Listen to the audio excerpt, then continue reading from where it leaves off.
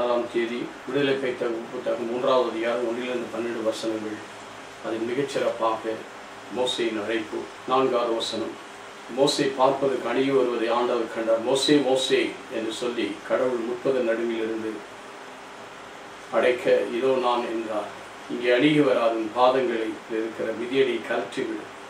ஏன் நிற்கிற இடம் புனிதமான நிலம் என்றார். மேலும் அவர் உங்கள் மூதாரின் கடவுள், ஆபிரகாமின் கடவுள், ஈசாக்கின் கடவுள், யாக்கோபின் கடவுள் நானே.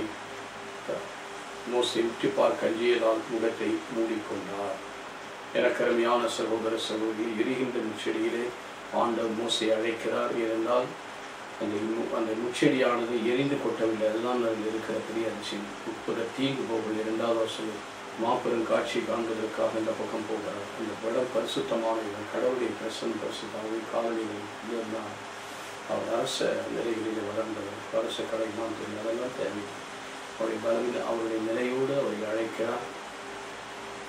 ஆபிரகாமின் கடவுள், ஈசாக்கின் கடவுள், யாக்கோபின் கடவுள் நானே என்பதைத்தார்.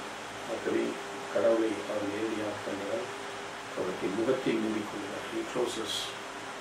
இதே மாதிரி தான் அவர் சீனாய் மலையில் முகத்தை மூடியானது. கடவுளை பிரசனத்தவர்கள் காண முடியும். முகத்தை மூடி பேசுகிற முகம் முடிவுகிறது. ஆனால் கொஞ்ச நேரத்தில் அது மங்கி போகக்கூடியது. ஆனால் நிலையான ஒளிர்ந்த முகங்களாகி பரிசுத்தாவை நாம் பெற்றிருக்கிறோம். மேலும் மேலும் மாற்றடைந்து நாம் அவருடைய சாயலாக மாற்றப்படுகிறோம். எனக்கு அருமையானவர்களே, இறைவன் அவரை சிறப்பாக அழைக்கிறார். தன்னுடைய நிலைகளெல்லாம் இழந்துவிட்டு இந்த காலடிகளை காற்று என்பது தன்னுடைய இயல்பை விட்டுவிட்டு அந்த நிலையில் இருக்கிறோம். இந்த நிலையில் அந்த நிலையில் நமக்கு அழைத்துள்ளார்.